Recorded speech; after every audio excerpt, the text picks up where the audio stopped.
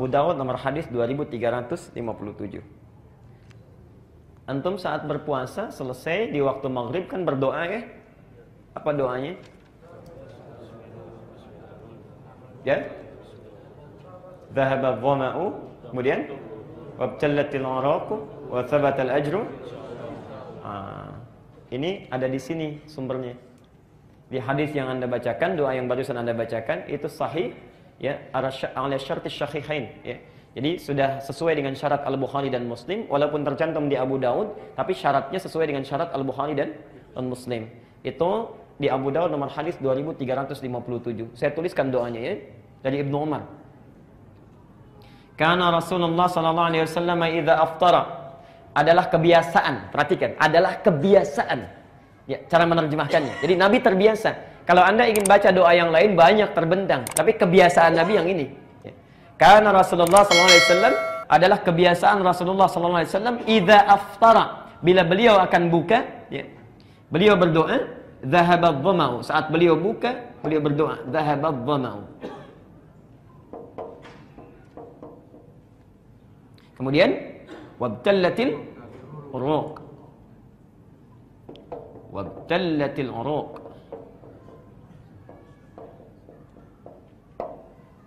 Yang terakhir? Yang terakhir? Ini poin pentingnya. Wa thabatal ajru insyaallah. Saya naikkan ke atas saja supaya lebih jelas karena ini pembahasan pentingnya. Wa thabatal ajru.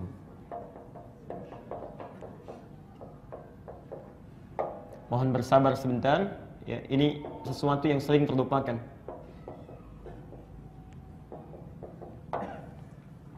Perhatikan sini. Dhahabadh dhama', umumnya diterjemahkan telah hilang rasa haus itu. Wabtallatil araq, dan basah tenggorokan. Wa thabatal ajru, dan tetap sekarang pahala dari Allah, ketetapannya. Insyaallah, bila Allah berkehendak dengan seluruhnya, dengan izin Allah maksudnya. Ya. Perhatikan. Pertama pertanyaan saya, sebelum kita bahas hadisnya, dibaca sebelum buka atau setelah buka? Yang setelah buka angkat tangan. Yang sebelum buka angkat tangan. Yang enggak buka juga angkat tangan. Banyak tidak jelas ini. Baik. Sebetulnya mau sebelum buka, mau setelah buka itu baik-baik saja, nggak ada masalah. Bismillah, kita minum air, lalu baca dhahabadh dhama, itu silahkan. Tapi kalau melihat siyak hadisnya, ya, siyak itu tanda-tanda dari katanya, kata-kata hadisnya, nampaknya lebih menunjuk kepada sebelum kita minum. Bukan setelah kita minum. Walaupun setelah kita minum pun silahkan. Biasanya yang setelah minum itu menerjemahkannya begini, dhahabadh dhama', telah hilang haus. Kalau telah hilang haus kan minum dulu, ya kan? Minum dulu baru hilang hausnya. Itu kalau dibaca dengan terjemahan biasa. Tapi kalau dibaca dengan terjemahan ilmu balaghah akan lain maknanya. Lihat sini ya. Anda kalau belajar bahasa Arab enak, ada 4 cabang ilmu ya. Nanti setelah ini kalau ditanya saya jawab. Kalau enggak tidak. Lihat sini. Lihat hadisnya dulu ya. Karena Rasulullah sallallahu alaihi wasallam idza aftara. Ini yang jarang dibaca awalnya. Idza aftara. Apabila beliau berbuka. Di dalam rumus bahasa Arab kalau ada kata idza bersambung dengan past tense bentuknya, ya, itu maknanya present. Akan. Maknanya akan. Contoh, idza jaa nasrullah, apabila akan tiba pertolongan Allah. Diterjemahkan telah datang pertolongan Allah. Saat itu datang belum? Belum, karena yang dimaksud adalah Fathu Makkah. Saat itu belum terjadi. Maksudnya akan datang, tapi pasti. Jadi kalau ada idza bersambung dengan fi'il madhi namanya. Fi'il madhi itu maknanya mudhari, akan. Ya, jelas sampai sini? Jadi seakan-akan mengatakan kalau kita terjemahkan apabila akan berbuka, maka dikatakan dhahabadh dhama'. Kenapa kok ya Ustaz? Kenapa menggunakan kata bentuk past tense lagi? Telah. Kenapa tidak mudhari aja akan misalnya? Ya, akan. Bapak Ibu sekalian, ini menggambarkan makna kiasan yang sangat dalam. Perhatikan. Bukankah orang puasa jangankan minum, dengar adzan saja sudah hilang hausnya? Allahu Akbar, hilang haus itu, dhahabadh dhama. Karena itu ada hadis lain. Perhatikan tafsir hadis yang kedua. Farhatani, dua kebahagiaan dimiliki oleh orang puasa. Farhatun, yang pertama saat dia berbuka, saking bahagianya lupa dengan hausnya. Karena farah itu kebahagiaan yang diungkapkan dengan tanpa mengetahui dan menyadari apa yang terjadi pada dirinya.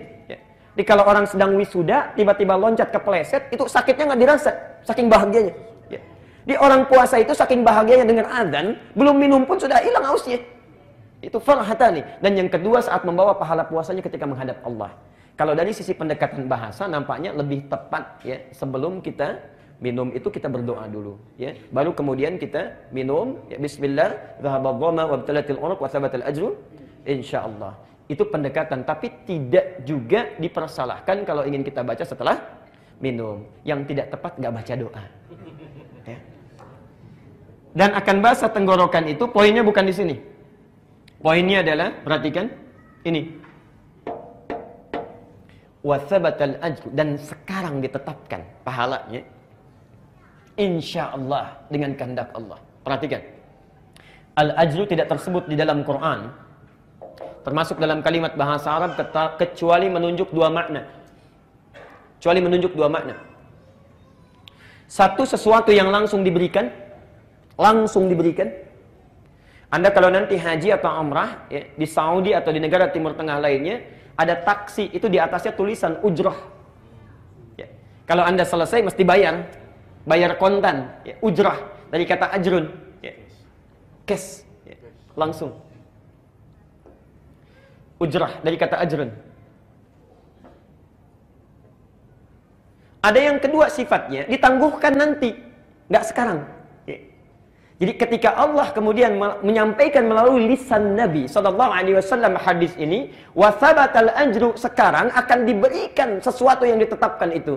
Masya Allah Bapak Ibu sekalian, kalimat ini menunjukkan dua makna. Ada yang akan diberikan langsung oleh Allah saat kita buka itu, dan ada sesuatu yang ditunda nanti yang lebih besar lagi. Yang diberikan saat kita buka itu, itulah panjar dunia.